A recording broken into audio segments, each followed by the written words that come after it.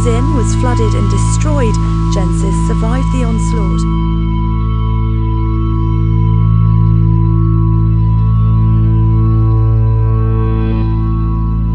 How do you feel when you see a news report of 100,000 homes destroyed by a typhoon or a tsunami?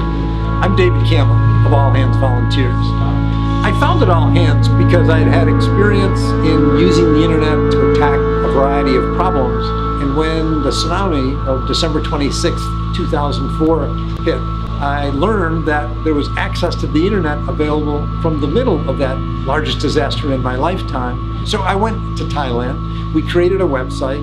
We made it possible for people to find us and know that they could come, live at the base that was established there, and be effective working in that community. The next few years took us around the world, Philippines and Indonesia and Bangladesh, and back home in places like Cedar Rapids and tornado responses in Alabama, Missouri, Texas.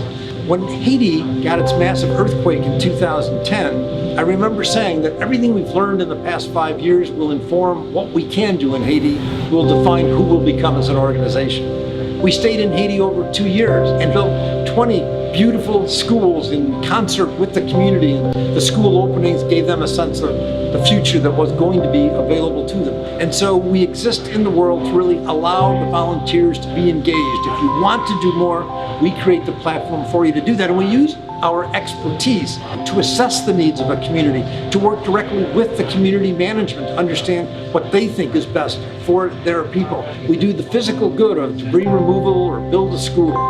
We do the psychological good for a community to see hundreds of people interrupting their personal lives to come and help. And the last thing is we change the lives of the volunteers. They see the needs of communities in poverty, then hit by a natural disaster, and they see that they can be effective in direct support for those people. We listen to the community, see what needs to be done, and do it quickly. And when someone asks you to solve an immediate problem, and you do, you've established a new, productive, positive, creative relationship with them.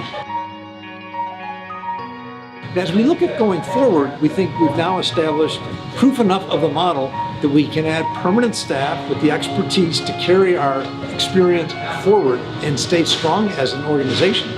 And I really want to thank the thousands of volunteers who trusted our model and in many cases flew around the world to come and live with an organization they'd never heard of until they found us on the internet. So thank you for trusting us, and I believe we've really met that trust and built upon it. The donors who also are willing to invest in an unusual model and believe that direct person-to-person engagement still has value in a world filled with Twitter and Facebook and the internet, that people helping people directly still creates sort of a primal satisfaction and benefit. And I've seen it in the tears of the beneficiaries that we've helped, and I felt it in the hugs of volunteers who would have said to me, literally in the hundreds, that this experience has changed my life. So you can help us in many ways. We'd love for you to come and be a volunteer, or send someone you know that has time that could be a volunteer, because they'll come back as a strong advocate for the organization. We need funding to do what we do and let the people in an affected community know the rest of the world understands the pain that they've suffered, and that they'll appreciate the support we can bring because of our donors. And we need your support to keep applying it in more places and more times, engaging more volunteers, and frankly, doing more good. Hands.org is the website, and you can be with us on Facebook, you can follow us on Twitter, you can know where your money's going, and we're anxious to have you share our experience. So thank you for your support.